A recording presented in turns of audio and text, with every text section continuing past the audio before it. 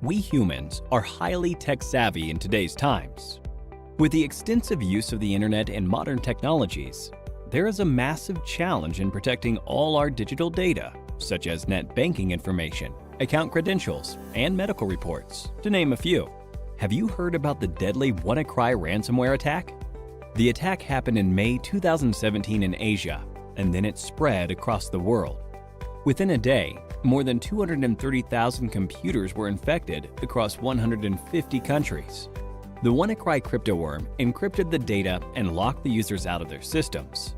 For decryption of the data, the users were asked for a ransom of $300 to $600 in Bitcoin. The users who used the unsupported version of Microsoft Windows and those who hadn't installed the security update of April 2017 were targeted in this attack. The WannaCry attack took a toll on every sector. Top-tier organizations like Hitachi, Nissan, and FedEx had to put their businesses on hold as their systems were affected too. Now, this is what you call a cyber attack. To prevent such attacks, cybersecurity is implemented. We can define cybersecurity as the practice of protecting networks, programs, computer systems, and their components from unauthorized digital attacks. These illegal attacks are often referred to as hacking. Hacking refers to exploiting weaknesses in a computer network to obtain unauthorized access to information. A hacker is a person who tries to hack into computer systems. This is a misconception that hacking is always wrong. There are hackers who work with different motives. Let's have a look at 3 different types of hackers. Black hat hackers are individuals who illegally hack into a system for monetary gain. On the contrary, we have white hat hackers who exploit the vulnerabilities in a system by hacking into it with permission in order to defend the organization. This form of hacking is absolutely legal and ethical. Hence, they are also often referred to as ethical hackers. In addition to these hackers, we also have the gray hat hackers. As the name suggests, the color gray is a blend of both white and black. These hackers discover vulnerabilities in a system and report it to the system's owner, which is a good act. But they do this without seeking the owner's approval. Sometimes gray hat hackers also ask for money in return for the spotted vulnerabilities. Now that you have seen the different types of hackers, let's understand more about the hacking that is legal and valid, ethical hacking, through an interesting story. Dan runs a trading company. He does online training with the money his customers invest. Everything was going well, and Dan's business was booming, until a hacker decided to hack the company's servers. The hacker stole the credentials of various trading accounts. He asked for a lump sum ransom in exchange for the stolen credentials. Dan took the hacker's words lightly and didn't pay the hacker. As a result, the hacker withdrew money from various customers' accounts, and Dan was liable to pay back the customers. Dan lost a lot of money and also the trust of his customers. After this incident, Dan gave a lot of thought as to what could have gone wrong with the security infrastructure in his company. He wished there was someone from his company who could have run a test attack to see how vulnerable his systems were before the hacker penetrated into the network. This was when he realized he needed an employee who thinks like a hacker and identifies the vulnerabilities in his network before an outsider does. To do this job, he hired an ethical hacker, John. John was a skilled professional who worked precisely like a hacker. In no time, he spotted several vulnerabilities in Dan's organization and closed all the loopholes.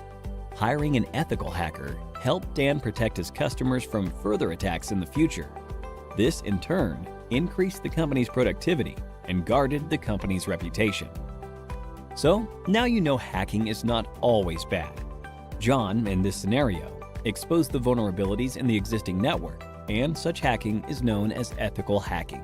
Ethical hacking is distributed into 6 different phases. Let us look at these phases step by step with respect to how John, our ethical hacker, will act. Before launching an attack, the first step John takes is to gather all the necessary information about the organization's system that he intends to attack. This step is called reconnaissance. He uses tools like Nmap and hping for this purpose. John then tries to spot the vulnerabilities, if any, in the target system using tools like Nmap and Nexpose. This is the scanning phase. Now that he has located the vulnerabilities, he then tries to exploit them. This step is known as gaining access. After John makes his way through the organization's networks, he tries to maintain his access for future attacks by installing backdoors in the target system. The Metasploit tool helps him with this. This phase is called maintaining access. John is a brilliant hacker. Hence, he tries his best not to leave any evidence of his attack. This is the fifth phase, clearing tracks. We now have the last phase, that is reporting. In this phase, John documents a summary of his entire attack, the vulnerabilities he spotted, the tools he used, and the success rate of the attack. Looking into the report, Dan is now able to take a call and see how to protect his organization from any external cyber attacks. Don't you all think John is an asset to any organization? If you want to become an ethical hacker like John, then there are a few skills that you need to acquire.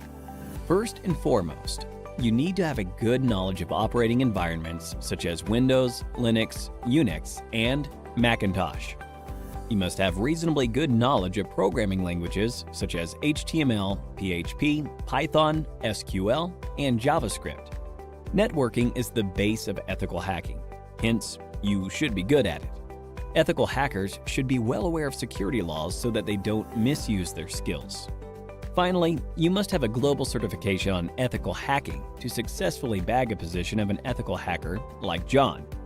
Few examples of ethical hacking certification are Certified Ethical Hacker Certification, CEH, CompTIA Pentest Plus, and Licensed Penetration Tester Certification, to name a few. Simplilearn provides a cybersecurity expert master's program that will equip you with all the skills required by a cybersecurity expert. You could have a look at it by clicking the link in the description. So, here's a question for you. In which phase of ethical hacking will you install backdoors in the target system? A. Scanning. B. Maintaining access. C. Clearing tracks. D. Reconnaissance. Give it a thought and leave your answers in the comments section below. 3 lucky winners will receive Amazon gift vouchers. The endless growth of technologies in this area is directly proportional to the number of cybercrimes. Cybercrimes are estimated to cost $6 trillion in 2021. Hence, to tackle these cybercrimes, organizations are continuously on the lookout for cybersecurity professionals. The average annual salary of a certified ethical hacker is $91,000 in the US and approximately rupees 7 lakhs in India. So, what are you waiting for? Get certified and become an ethical hacker like John and put an end to the cyber attacks in the world. We hope you found this informative and helpful. If you enjoyed this video, please like and share it. And don't forget to subscribe to the Simplilearn channel. Thank you for watching, and stay tuned for more from Simplilearn.